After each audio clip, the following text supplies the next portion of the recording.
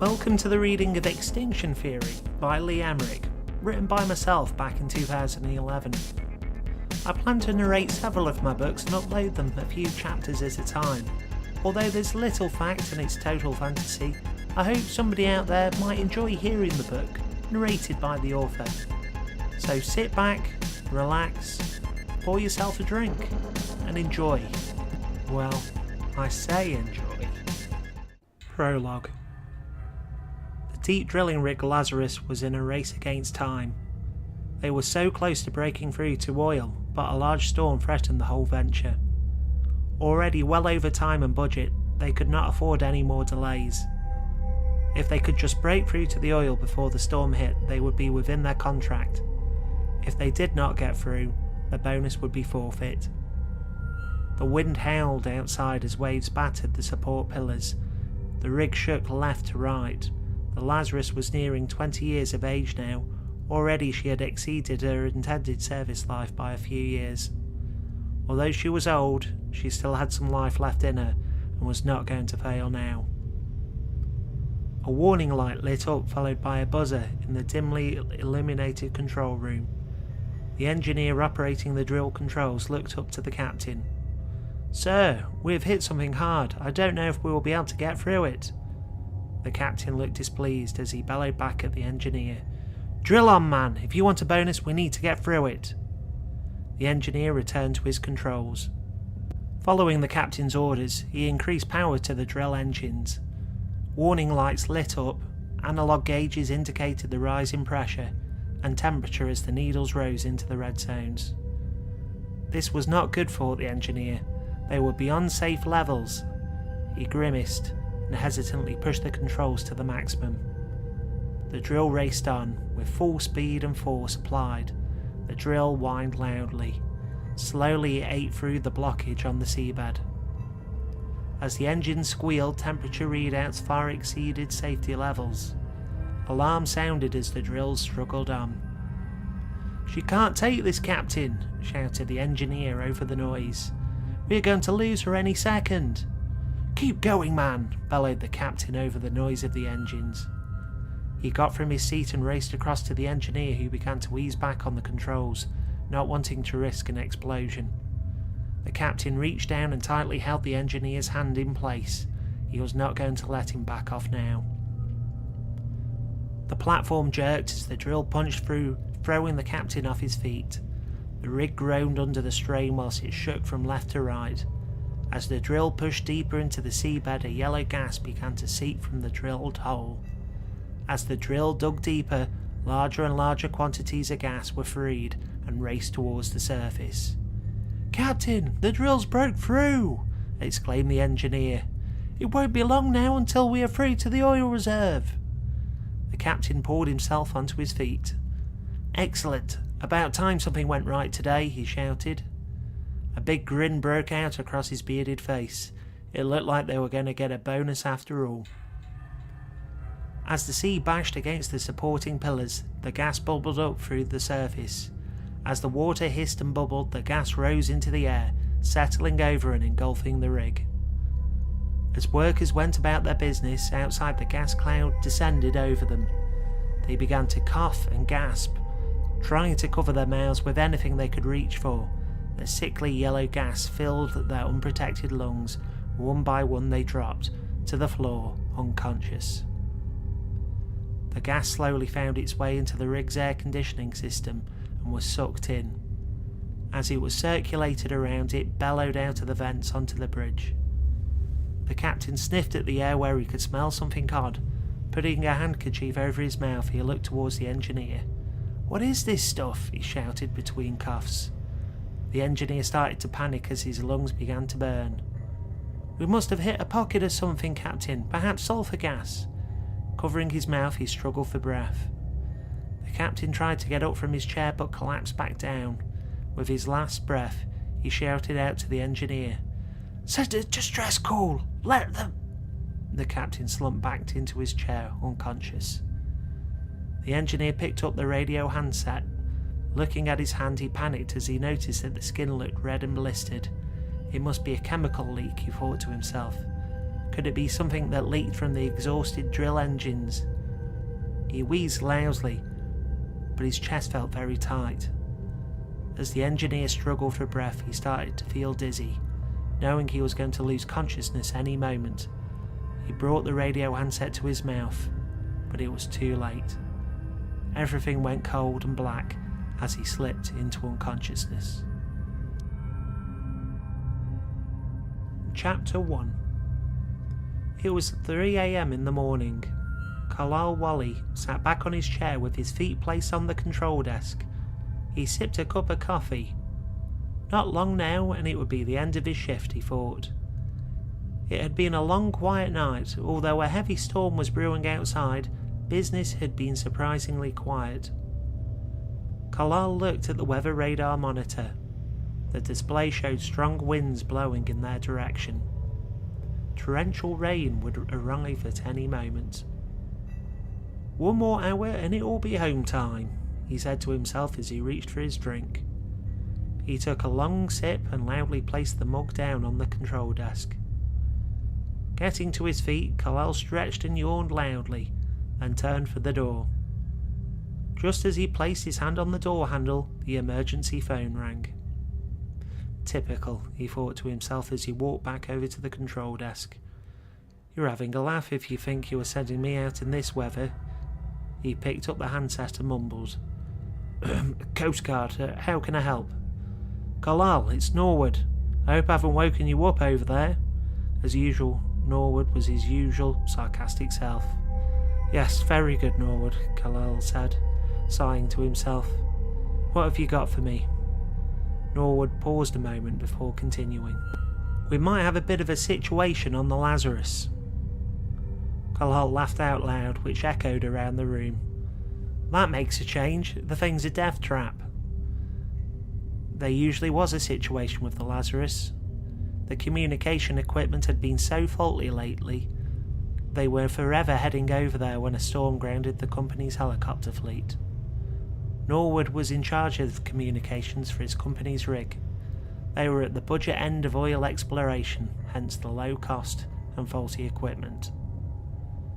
"Take it you've lost contact with them for a change," he said sarcastically.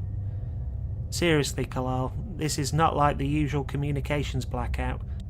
We have had no contact with the Lazarus for 5 hours now. We are showing that there's nothing wrong with the communications equipment, it's just no one is answering," said Norwood. He genuinely sounded concerned. "Okay, Norwood. We'll head straight out there. I'm sure there's nothing to worry about, they're probably just on strike."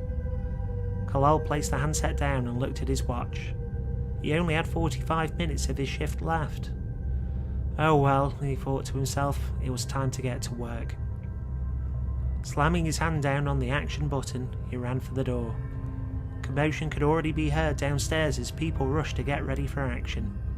At the end of the day, the oil company was a large donator to the Coast Guard. However, they sure took full advantage of the services. The alarm continued ringing as Carlisle ran down the stairs towards the changing room. He burst through the doors and reached for his all-weather gear. The rest of his team were already getting changed. On the night shift there were 5 Coast Guards, including himself. Although they all had medical training, one of the team by the name of Eric was a qualified doctor, so he was affectionately referred to as the team's medic. Another of the team by the name of Cassie was a designated radio operator. The last 2 were known as Donnie and Jesse. They were the general dog's bodies. All of them were good men and a credit to the emergency services. Carlisle climbed into his waterproof gear and put on a life jacket. The rest of the team were mostly assembled now. He turned his attention to a window and looked out to the sea. The storm looked really fierce now. It was not going to be easy getting out to the Lazarus. Once the men were dressed and ready, they made their way out to the rescue boat. Quickly they all boarded the vessel and departed at full speed towards the rig. "Right guys," Carlisle shouted above the roar of the ocean. "There's been no communication with the rig Lazarus for several hours now. Reports show that there is no problem with the communication gear there, it's just no one is answering." He could barely hear himself think over the noise of the storm. After pausing for a moment, he continued, "We need to check if anybody is home or if they have nipped out for a quick beer." Laughter broke out across the men. At least they were in relatively good spirits for the ridiculous weather they were being called out in. The weather was grueling outside. Strong winds kept pushing the boat off course. Heavy rain lashed down and beat on the roof. The boat rose out of the water and fell in between waves, crashing back down into the ocean. Carlyle felt his stomach going.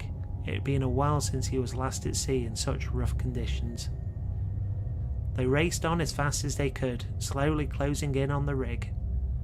Donnie swung the ship's light around and shone it over the horizon to where the rig should be located. The rain lashed down at his face, stinging as it hit. In the distance, a faint flashing light could be seen in between the waves. The rig was in sight. "Carlyle!" shouted Donnie. "She's in sight, straight ahead!" Lightning forked in the distance, lighting up the sky. Loud rumblings were heard all around from the thunder. The rig looked ominous as it loomed above them. It stood alone in the middle of the ocean, a tall, solitary figure. The rescue boat manoeuvred underneath the Lazarus and positioned itself into the mooring pan. Once entered, the rescue boat was lifted out of the water and weighs by an automatic mooring system. "At least they still have power. It saves us climbing up a support strut," joked Jessie. "I wonder what's up with them." Chapter 2. Sidney Trent stood in front of a large group of students. He was a professor at the local college. He specialised in fungal biology and was keenly interested in the theories he had researched regarding the role of fungi during the Great Extinctions. He stood in a large auditorium. In his early 30s, he had already become a world authority in his subject. Placing the board marker he held down on the podium, he turned to address the audience. "So, as you see at every mass extinction, there follows a time where fungus becomes the dominant life form on Earth. Great extinctions provide an excellent opportunity for fungi to spread unhindered. Eventually, though, it exhausts its food supply by eating through everything in its path, and as a result dies out. However, I believe this is not the full story. Through my current research, I have reached the conclusion that fungus was in fact the direct cause of the mass extinctions." He paused, looking at people's faces, making sure they were following him. "Looking through the fossil record, there is evidence of a larger, more carnivorous species of fungus that appears around the same time of the mass extinctions. The species appears very similar in each of the mass extinctions, although I have yet to find the full evidence needed to support my theory. And it is, as I say, a theory. I believe this carnivorous species of fungus targeted living organisms, as opposed to decaying matter." A young man raised his hand. Sidney pointed him out to ask his question. "Professor, have you any evidence to support this at present, or is it entirely speculation?" "Thank you for the question, young man," Sidney said. He walked over to a table covered by a sheet, which he pulled back, revealing a fossil. The fossilised remains were of a species of dinosaur that appeared to have a large protrusion extending from its abdominal cavity. The bones were bent at peculiar angles, as if the creature was trying to walk on its back. This fossil, which was discovered in Mexico, appears to support my theory. The protrusion extending from the abdominal cavity, as you may be able to see, is a large fungal growth. From my studies, it appears to have been fruiting from what was at the time a live dinosaur. The bell rang, signalling the end of his lecture. "Right, remember that I need your essays in by next week." There was commotion all around as the students left the auditorium. Sidney looked at the bizarre fossil, then to his scrawl on the whiteboard. It has happened before and it'll happen again, he thought. He just needed more evidence to prove this theory. He packed his books and materials in a brown leather bag and then wiped the board clean. Sidney was sure of his theory, but required more evidence and time to prove it. If he could just find unshakable proof, he could turn the whole history of mass extinctions on its head. Sidney departed the college building and headed towards his car. Walking towards him was one of his students, who waved at Sydney for his attention. "Professor Trent," said the student by the name of Stu Lewis. "I really enjoyed your lecture today." "My pleasure, Stu. I hope you learned something," said Sydney, pleased with the compliment. "Do you really think that a species of fungus could be so aggressive? I mean, physically attacking or even controlling living organisms instead of feeding on the dead?" asked Stu. "Of course," said Sydney. "It happens all the time in nature. As an example, fungus can change a creature's behaviour, in effect taking control of the host for its own benefit. An example would be insects, where their behaviour is altered by certain species of parasitic fungus. As a result of infection, the host will find higher ground. Once in an ideal position, the fungus will fruit, releasing its spores over a wide area, greatly increasing the infection rate. It is really quite creepy."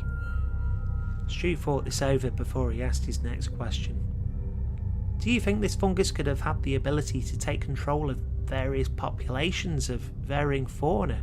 It does sound a bit far-fetched, to be honest." "It could be. Or it could be possible, but it's hard to prove. That is what I'm searching for at the moment. Proof. Without it, my theory doesn't hold much water." Sydney got into his sports car and looked back over to Stu as he placed a pair of sunglasses on. "I'll see you next week," he said to the young student as he drove off.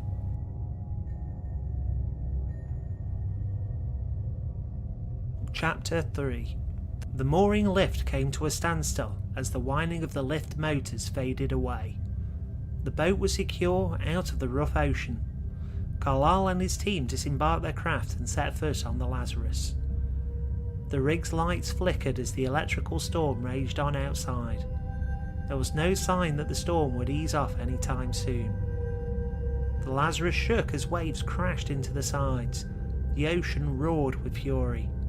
This was not a good place to be during a storm, thought Carlyle. He looked up and down the gangways. There was no sign of anyone around. Something was wrong, he thought. "Right guys, we need to get to the bridge to see if we can find out what's going on," he shouted above the deafening noise of the ocean crashing below them. As he grabbed his medical bag from the rescue boat, Eric shouted, "Carlyle, all the support craft are still in position. They must still be here." "Right," said Carlyle. "We are going to split up to search the rig. Eric and Cassie, you're with me. We'll head to the bridge to get it secure and see what's going on. Donnie and Jesse, I want you guys to head over to the sleeping quarters to see if there's a mother's meeting being held over there." Cassie tried to open the mooring bay door into the rig, but it was locked. Donnie retrieved a crowbar from the rescue boat and proceeded to force the door open. With a loud crack, the lock broke and the door swung open. A strong stench blew out from the open door, which reminded Donnie of mouldy boxes in a damp, dark basement. "Man, it stinks in there," Donnie said whilst covering his mouth. "What is that smell?" said Eric, looking down the corridor. "I know this place is old, but it never smelled like this before." Pinching his nose, Donnie headed off down the corridor with Jesse towards the sleeping quarters. Carlyle pressed the call button for an elevator, but surprisingly, it was out of order. "Typical," said Carlyle. "What else would you expect in this place?" With the elevator out of order, Carlyle, Eric and Cassie took the staircase instead to the bridge. Everything was quiet, apart from the racket outside. Reaching the top of the stairs, Carlyle walked over to the bridge door. As he reached for the handle, a call came over the radio. "Carlyle, looks like we have a situation down here," said Jesse. "Most of the crew are in their bunks. They do not look like they're in good shape. Looks like we may have an outbreak of some sort. I don't know. I think you should get down here and take a look." Eric and Cassie looked at Carlyle with concerns as he answered back. Could it be something contagious, they both worried. "Okay, Jesse, we'll be down there with you shortly, once we have the bridge secure." Carlyle placed his hand on the door handle to the bridge. He carefully turned it and opened the door, being careful in case somebody lay slumped on the other side. They were met by a very strong, moist, rotting smell. The captain of the Lazarus lay slumped in his chair. His arms were outstretched sideways. The captain was a big man with a white beard, woolly jumper and thick yellow boots. His eyes and mouth were wide open. His face looked blue. He was clearly dead. The engineer and radio operator was slumped against his station. His hand was wrapped around the radio handset. He appeared to still be breathing, but did not look like he was in good shape at all. "Eric, check on the engineer, see what you can do for him," Carlyle said. Eric ran across to the engineer to assess him. Cassie took his radio and began to call in the situation. "Control, come in. Are you reading? Over." He was met only by static. Carlyle walked over to the captain. Although he was clearly dead, he reached down to check for a pulse. As he thought, nothing was there. "What's happened here?" Carlyle said, quietly, to no one in particular. "Here, what is your situation?" Cassie received a message over his radio, but the signal was too weak for it to make much sense. "I'm going to see if I can get a better signal," Cassie said as he walked out the room. "Don't stray too far," said Carlyle. "We don't know what we're dealing with." Eric placed his bag down next to the engineer and reached up to his neck. He checked for a pulse, which was faint but was definitely there. He carefully turned the engineer over in his chair to examine him further. As the engineer rolled onto his back, Eric was shocked by what he saw in front of him. The engineer's skin was red raw, to the point it looked chemically burnt. His skin was covered with large open sores and blisters. Could it be a severe allergic reaction, or could the engineer have had direct contact with corrosive chemicals? He thought. Carlyle turned to observe the sight, which clearly disturbed him. "What do you make of him, Eric?" he asked the medic. "He's alive, I know that much, but for how long I have no idea." Eric paused whilst he examined the wounds. "I've never seen anything like this. These open sores and boils, it would have to have been something extremely toxic." "What do you think could have caused it?" asked Carlyle. Eric turned to face him. "Perhaps some kind of corrosive chemical leak?